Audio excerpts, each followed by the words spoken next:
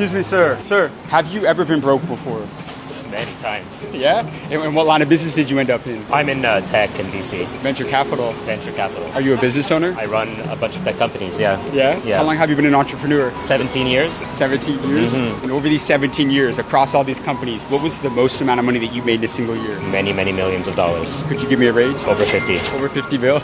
And I go all over the world interviewing the most successful entrepreneurs. Could I get 1 quick minute with you for the channel real quick? Sure. So who's the richest person that you've ever met? I've met several billionaires. Yeah. One of them lives permanently in Monaco at the Four Seasons Hotel. He's from India, and he runs a bunch of things in the tech space as well, and a bunch of other non-tech related stuff in real estate. So what have you learned from networking with billionaires? Don't talk about work. What do you mean? Don't talk about work. You want to talk to billionaires? Get to know them personally. Because you know why? Everybody has no idea how to talk to billionaires, but at the end of the day, they're just people too. So make friends, be a non-transactional person. I want to talk to you, I want to get to know you, I want to get to know you, and I want to understand who you are as a person first. Then we can be friends, then maybe we can do business together. That's it. Start humanizing the relationships first, and then once you create a human-to-human relationship with the wealthiest people, they'll take you everywhere. People go into conversations with a desire to achieve an outcome, and that often gets in the way of you getting to know people. But the reality is, the best businesses that have ever been built have come out of a conversation that had nothing to do with business. It had something to do with, hey, we have a shared desire of being at this conference or being at this event or being at this party, and then now we have a shared common affinity towards something. Okay, you look like a cool person, I'm a cool person, I think we align on values, let's go and build together. What does that mean? Who cares? The worst ideas executed well are going to outperform the best ideas executed poorly. Do you know the guy that invented the Snuggie? Do you know what I'm talking about? The blanket with the sleeves? Yeah. $100 million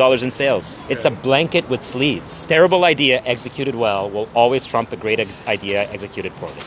Full stop. Were you a good salesman? It's the best. No, I never started off that way, but you have to develop those rhythms. I'm a computer science grad. I've been programming my entire life, so my life has actually been behind a computer screen. But here's the other really important tip. Life is too damn short to be shy. Way too damn short to be shy. And so most programmers, the geeks in us, they're all people that are traditionally pretty introverted, that like to be behind closed doors or behind screens. That's not good enough. You want to make it and you want to make it big, run your mouth. I love that.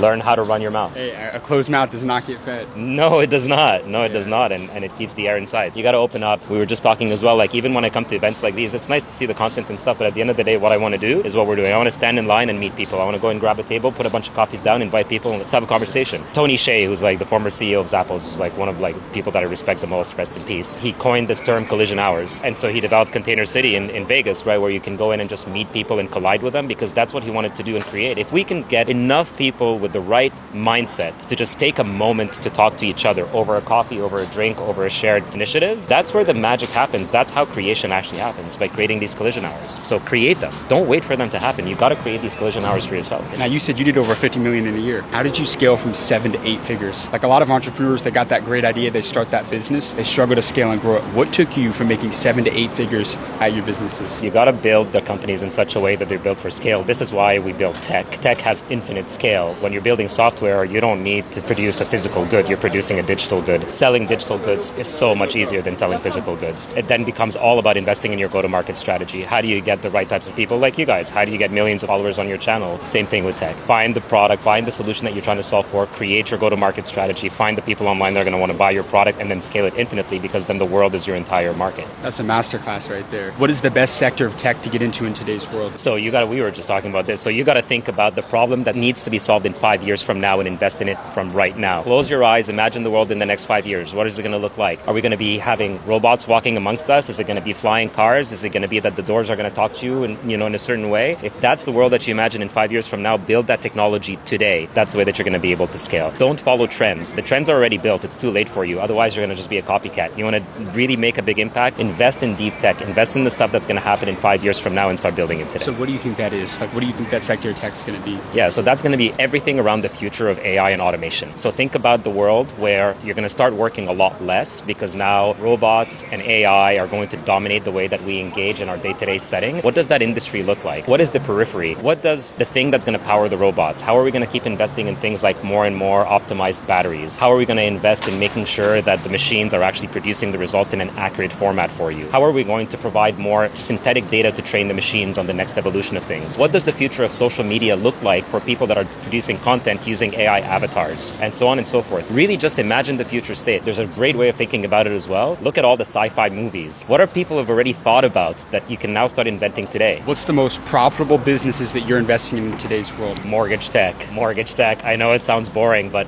boring businesses are really, really great businesses to invest in. Mortgage technology is really, at least with what's going on in the economic craziness that's happening in North America right now, that's probably our most profitable one right now. We've got a couple of investments in the AI space right now that are both going to get acquired, and so they were purposely built to be acquired. In your iPhone, the company that built the Face ID, they were specifically built for purpose of being acquired. So we like that type of stuff. You got amazing advice, my friend. Thanks, man. Thank you so much for your time.